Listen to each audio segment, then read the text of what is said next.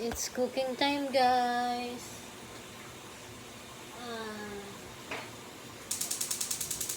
Umpisa na ako magluto para magisa ko. Para mamaya, babalutin ko na lang habang may time pa ako bago ko sunduin yung estudyante.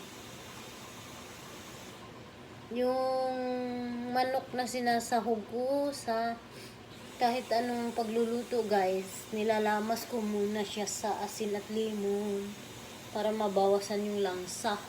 Malangsa kasi. Tapos ginigisa ko maigi hanggang sa mag-brown.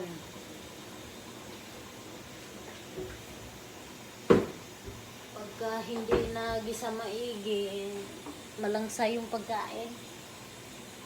Dahil malangsa yung karne.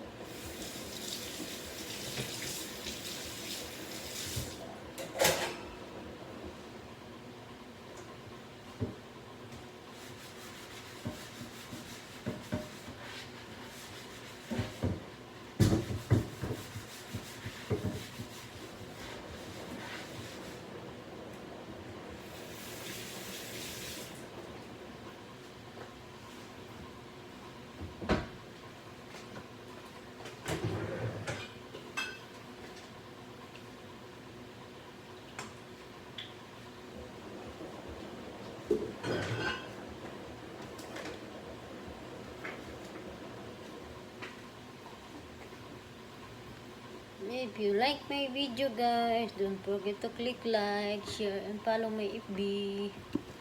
Ito pala yung ano ko, iniwang gulay. Karot, sayute, patatas, at ito yung kamote ko. Ito yung sibuyas ko. Andito rin yung bawang. Ito yung chicken ko.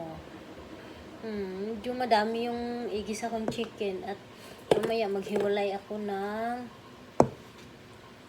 pag nasuti na ang manok, maghiwalay ako ng babalutin ko na walang gulay. Puro manok lang.